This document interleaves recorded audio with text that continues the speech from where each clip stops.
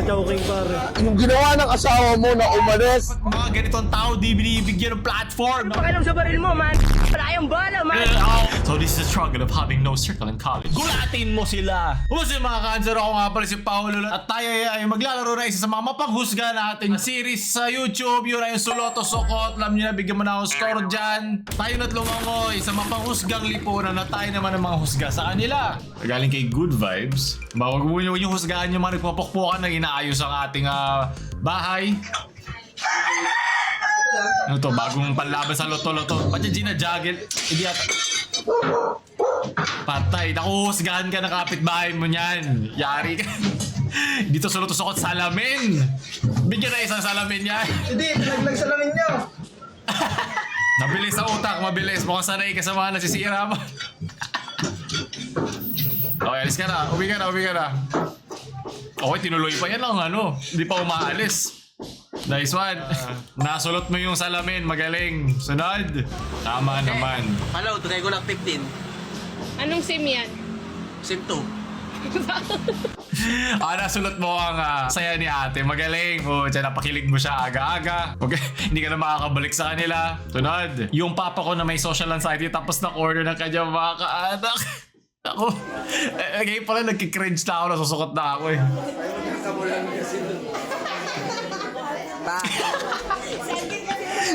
Pagod na si tatay.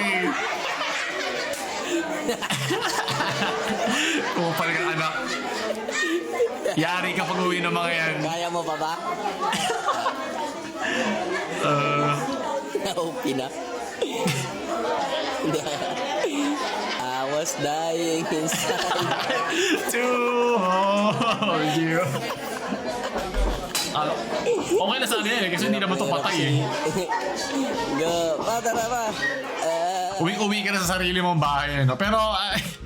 Pero di ba, sa mga nakakaintindi niyan, hindi naman sa ayaw kayo kausap. Mabilis na talaga sila mapagod. Para ako, pag nakakarinig ko sobrang daming nagsasalita. Di ba? Minsan may mga taong gano'n. Minsan may mga araw ako na kaya ko naman. Minsan may mga araw talagang ubos na yung baterya mo. Hindi yun against sa mga, di ba, sa mga gustong makihalubilo sa'yo ng mga kamag-anak mo o kaibigan mo.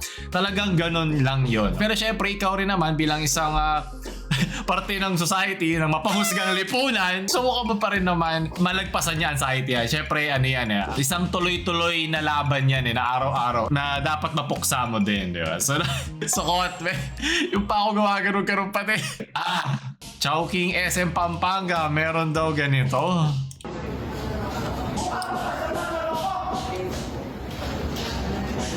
Kanya, ano palalabasin niya? Ba't siya sumisigaw? Lagi na lang tayo may mga tito na above 40, 50 years old na galit. Kan dati sa kalsada, na-enjoy ito ng kanan kong headphone. Anong palalabasin niya? Yung dugo mo yung lumalabas eh. Yung init na ulo mo yung lumalabas eh. Ano ba, hindi ba masarap yung ano mo? Chowpan mo? Para ko nasa set na PJ. Ay, tinahanap ba niya yung nagluluto? Yung nagluto, inahanap niya. May ganitong meme sa TikTok eh, yung who cooked this? Pucha, ito marites din itong nanay mo. May sarili tayo ba? Bawal ka na pumasok, man. Relax ka lang. Ito talaga yung get up. Ito yung outfit ng galit na tito eh. Naka man bag, naka shorts. So sabi dito ni Marites ng nanay, may dala daw siya senior citizen na card. Ngayon hinahanap ata yung nanay niya na para magamit yung senior citizen niya. So hindi nilagay yung discount kasi wala daw yung nanay doon sa establishment. Tapos alam, pag nakapamewang na yan, ako kung hindi ba rin labas yan, nakapamewang yan, braso, naka ganun sa'yo, nakaturo sa'yo, gano'n. Pero diba dapat naman talaga hanapin yung may-ari ng card bago i-apply eh. At hindi nagdadaan yan sa galit. Si Asta niya pang Robin Padilla eh. Pero naintindihan ko naman kung hindi kaya pumunta ng matanda, di ba? Mahirap. Pero kasi hindi nila kasalanan. Yung kasalanan yun na establishment. Kung ano yung sinusundan naman nila yung protocol nila eh. At least mahinahon naman siya, di ba? Pero hindi mo kasi kailangan magsisisigaw. Gumagawa ka na eksena.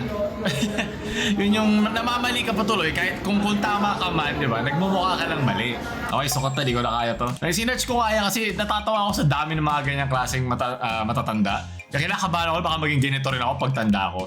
Yung irritable, male syndrome. Totoo pala siya. Legit siyang kondisyon. So, ang cause daw nito ay pag starting 30 years old, ako, patay tayo dyan. Nakakalbo, body hair. So marami silang mga daing sa katawan kasi hindi na sila tulad ng dati. Pero madali naman daw siyang mamanage. Kumain ka lagi ng mga healthy na pagkain, mag-exercise ka kasi maglalabas ka ng mga dopamine o mga feel-good hormones. Pero mga lumalabas kasi pag hindi ka nag-exercise, ang lumalabas potamine. So mapapaputa, mamumura ka, malalabas mo yung galit mo sa ibang tao na nananahimik lang, nagtatrabaho lang, diba, sa circumstansyang yun. So, diba, ibawas-bawasan natin yung mga sukal. Alam ko naging meme na yung meron kang dad bod, meron kang tito bod. Diba, meron namang healthy na limit. So, bantayan nyo yung mga magulang nyo pagdating sa mga ganyan kasi minsan OA na sila, minsan sumusobra sila sa mga pananalita nila o sa mga aksyon nila at sila din naman ang masasaktan niyan. Sila lang din ang masistress niyan. Diba? Dahil ako naman ng pagtanda, hindi mo naman may iwasan na ang padjak ng oras. Alin kay Albular, ako pinanonood si Kuya Linisin ng mesa, iligpit ang plato kung may higanting balat pa ng chicken. Ay, ito talaga magdadabog ako. Magmumura ako niya kahit hindi pa ako 30. Ayup kayo. Ito yung mukha ni ate kanina, sinisigaw ni Kuya. Akaship ko lang dito, ano nangyayari? Sukot yan, mawalan ka ng balat na hindi ko mamangunguya. Sunod, kali kay Sparlet. Huwag ka muna hanap ako, kuya. Baka madumog ka ng kabataan, ha? Baka madumog ka ng kabataan. Nakabidyo ka dito. Kuya. Nakabidyo ka, kuya. Huwag kang tatanga-tanga. Ano? Hindi ako nag-aanong baril. Wala kaming pakialam sa baril mo, man. Wala kayong bala, man. Oh my God, okay, pakiblur. Play with me, man. I'm a hustler and I'm a real. You know what I'm saying? Hell no. Cause you're a Filipino. Am I man? You know?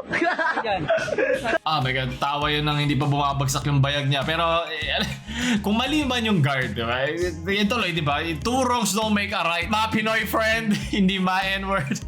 Tingnan mo ko ba dali doon? Sukot tong buong transaction na nangyaring yan. Di ko alam yung konteksto kaya wala akong comments sa tigisang yan. Pero mali pareho yung mga pinapakita nila. Huwag kayo kung ikaw yung gwardiya, huwag kang magpakita ng ikaw yung nag-aabuso na yung otoridad. At kung ikaw yung kabataan, huwag mo gamitin na pagkat binibidyo ka nasa tama ka na at naglabas ka pa ng mga ganun kasukutan ng mga salita. So sukot yung buong enkwentro na yan, hayop. Nangyari dito. Unang-una, yung ginawa ng asawa mo na umalis, bawal po yun. Bawal po. Iniwan siya ng asawa niya, hindi lang metaphorically, pero physically umalis siya. Yun. Okay.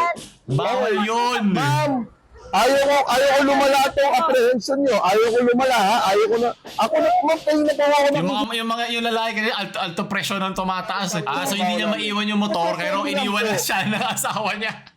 Alam mo, red flag to, ate. Kung kaya niya iwan yung motor niya, tsaka ikaw nang sabay po, red flag. Wife material ka, ma'am. Iyak nyo, impaw din po namin. Okay, hindi pwede iyak kayo dyan, ma'am. Kasi isipin mo lang, alam natin na parang lahat ay may pinagdadaanan sa buhay. Pero kung lahat, di ba, itong mga bystander, kung lahat, hayaan lang magpasto, di wala na tayong batas. Hindi lahat, idaanan lang natin sa iyak. Pero mga tao nga na nasa matataas na posisyon na umiiyak, di ba? Parang ganun lang ba yun? Ang naawa ko doon kasi di mo alam baka galing pa yan sa inutang pa nila kasi kailangan nila para magtrabaho. Yun yung nakakaasar dito eh. Walang nananalo dito eh. Pero di ba kailangan natin sumunod. Kailangan natin makinig kasi ganun talaga eh. Wala akong magagawa. Pigati. Sukot na lang. Hindi dito kay kay ate. Sukot doon sa mister niya na umalis nung nasita sila na MMDA. Hayop ka. Yari ka pag uwi nyo. Wala akong masasakyan din mamaya pag uwi. Conquerors Hockey. Puro matatanda kasi dito. Tol, napakaingay ngayon sa Chowking Bar. No? Yung ba yung sumisigaw kanina? Dami, napakaingay.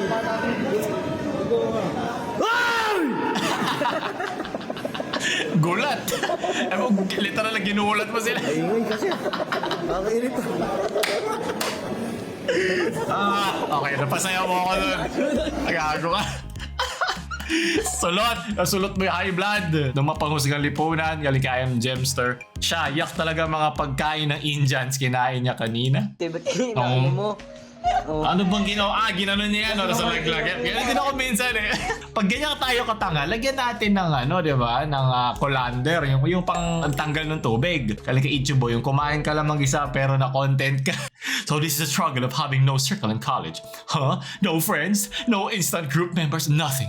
You're just alone. Di ba pwede nag-enjoy lang? Ba't ito na naman tayo eh? Kung hindi ka ba nagpapapansin at chowking, tahimik ka na lang sa karinderya, kawawa ka pa din. Ano pa naman mapapahusgang lipunan yan? Nanahimik ako, kumakain. Diba? Hindi masama yan. Pero may context daw to. Nakasama naman daw yung mga tropa niya na hiwalay lang ata ng table. Pero pag-usapan natin yung mismong konsepto nito na huwag natin picturean yung mga kumakain mag-isa. Ano ba? Hayaan nyo nga sila. Nag-enjoy sila eh, di ba? Hindi naman pati mga nanonood ng sine mag-isa. Naranasan ko din yan. Nanonood ako ng Kimi no Na wa sa Gateway. Naalala ko eh, sinundan pa ako ng bakla. Nakwento ko na din yun. Hayaan natin, hindi masama yun. O di ba? Minsan sa dami na nagsasalita mo ng mga papanghusgang lipunan, gusto natin mapag-isa. Baka kahit 30 minutes, isang oras na kumakain ako ng masarap na pinakbet. Huwag nyo akong pakyawin. Nakausapin kayo. Minsan may ganun time. Ako, gusto ko may kasama kahit isa. Di ba? Mapasakain na sa kama. Iyaan natin sila mag-enjoy. Kasi may mga introverts, may mga extroverts. Meron nga daw mga ambiverts eh. Parang pareho lang. Lahat may label na eh. Kayo na lang ang wala. Kayo matagal na mag-MU. Sukot! Sunod! Chalikir po tatuloy. Uy, nahuli oh. Yo. Nahuli daw siya. Asawa oh. Yung mga marites na Ano nangyari ha? Oy! Takauban? Nahuli. Kuya, ano yun mo, kuya? Nakadress pa, may boy. Ang dami namang harang oh. Ikichismis eh. Sabi mo ang inayo ko. Ayan pala yung asawa mo eh. Bad trip, sinakay mo oras ko. Mapakos ka talaga lipunan eh. Yung asawa mo eh. Wala pa konteksto eh. Sige na, iuwi nyo na yan. Ayaw nyo rin trike niya. Sige na, Manong, ako na mag-aabot to 100 kay driver. Tricycle driver. Sige na, ilayo nyo na dito. Baka masaktan pa namin. Nakaka-counteract nila yung sukot kanina na order sa Chowking. Sulot, baka nangyari sa school. Kag-find room ko. Ginakagraduanan. Ginulat mo kami lahat na talent mo, Doggy. Ang cute mo naman. Ano gawin mo dyan? Pipintura ka ng pader? Daig mo pa yung mga nagkakating class. Ito, pumapasok sa klase. Maganda siya. Siguro sawang-sawa rin siya sa mga na estudyante na papasok sa eskwela wala natututuwa. Ako na lang papasok sa school. Leche. Sulot. Halika RJ, kuya pa fade na feelings. Gulatin mo sila, kalimutan mo siya. Mag-move on ka na agad ko ako sa'yo. Sulot. Halika Lord Eliza. T-word. Dapat mga ganitong tao di binibigyan ng platform. Naku po siya. Ito na yung bagong meta ngayon. Pag may ayaw ka, tanggalan mo ng platform, lahat siya rin doon. Kung wala kayong pangarap sa buhay at masaya na kayo sa ganyan, sarili niyo lang. Kailan ba maalis yung ganito mentality? Excuse lang to ng mga losers, yung mga sumuko na sa buhay. Ay importante meron tayong nasisilunga, ayos na yung simple, mahalaga, masaya. Ano masama sa piros niya? Nakukontento lang naman siya, hindi naman sinabi titigil na siya eh. Ano ba? Sabi ko nga sa'yo dati, magpahinga pa rin kayo. Kung kumain kayo na isang buwan, di ba po siya, lumabas na yung eye bags nyo, tumaas yung alta presyon nyo, nanigaw kayo ng cashier, sa Chowking. Hindi masama, magpahinga pa minsan-minsan para hindi mo na mapaano sa ibang tao, para hindi mo na mabato sa ibang tao. Tapos ito naman, nagmamagaling, kala mo kilala niya yung pinagsasabihan niya. Lahat kasi kayo life coach na eh. Ito sumagot na siya. Sumagot yung sinabihan niya po, tsaka ano pa na mga marites eh. Excuse me, sino nagsabi sa'yo na wala kaming pangarap sa buhay? Ito ang isang example ng tao, mapanghusgang lipunan ano sabi ko sa'yo.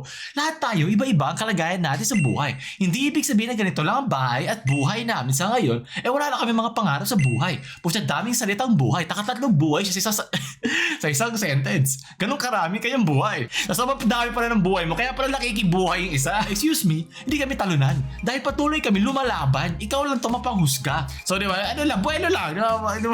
Para sa kotse, di ba? Primera ka muna eh. So, yari ka uli. Kaya nga kami nangangarap at nagsusumika para maabot ang mga pangarap namin. Maganda nga ito na marunong dapat tayong makontento. Wala dapat tayong pakialam sa sinasabi ng tao sa atin. Basta gawin mo lang, basta wala ka illegal na ginagawa, wala kang tinatapakan.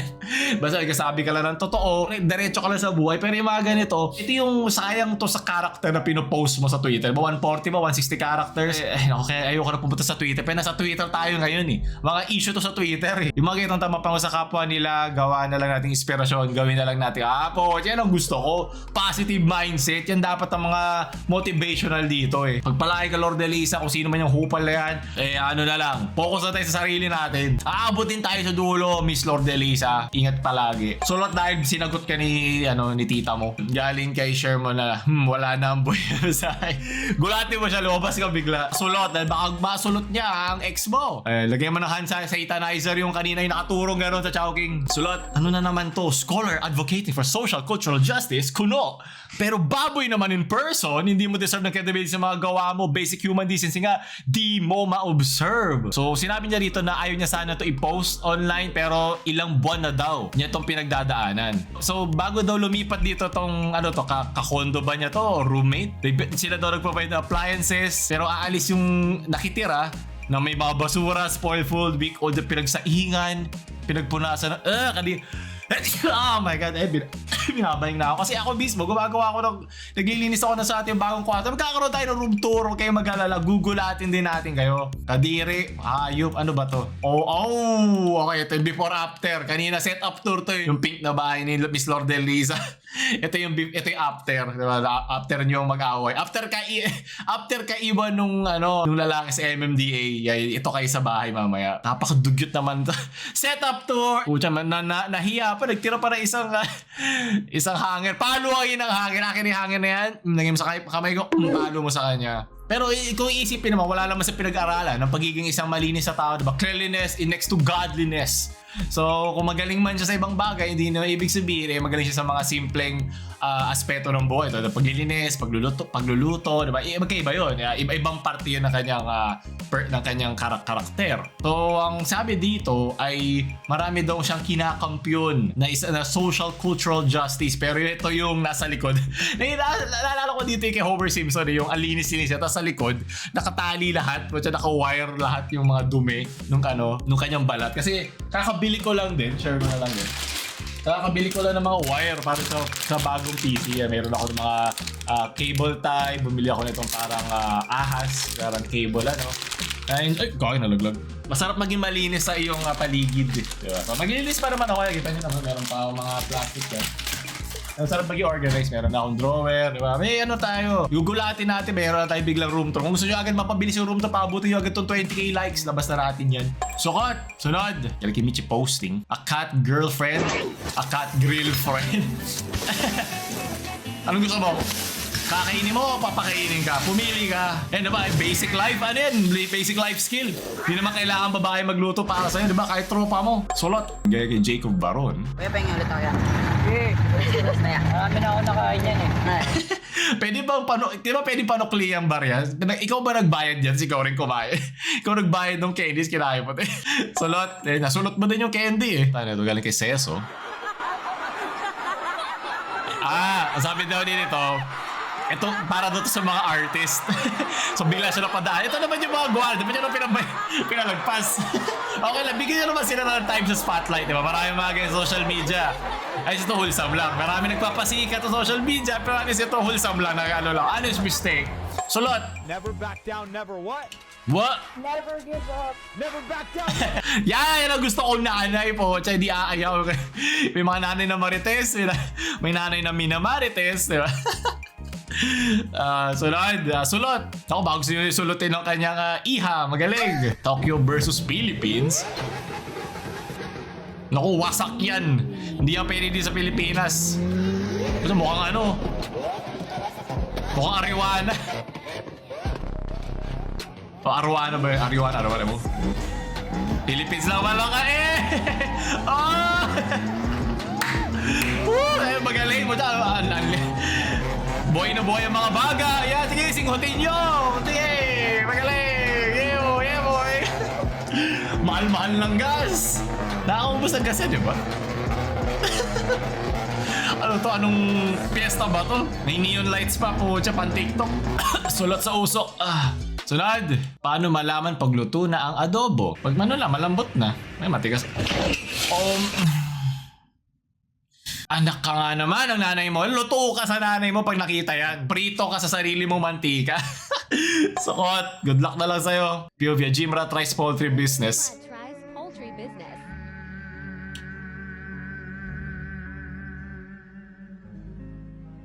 Oh my. Pwede ba yan? Okay, nice siya. Okay. Pinalitan naman niya. Alam ko bawal yun. Yung protein, nilagyan ng proteina po. Kailangan din natin ng ganyan. Kaya ako nagpapalakas din tayo. Siyempre, tatago muna natin yung ating mga baril. Narating din tayo dyan. Sulot, tagpuan sa paldak. Sabi nga ba, keep your friends close and keep your enemies closer. The Last Wings, ito na yung kanyang last meal. So, binigyan naman lang context dito yung story tungkol sa image na to. Ito pala yung kanilang bagong uniform. Hindi ko lang, ba't naman kasi uniform nyo orange? Ano ba? Mamputahe ito presinto. Kung may mga ganitong gwadyo sa kinainan sa Chowking, ano kayang gagawin ni Kuya, no? Yung galit na galit.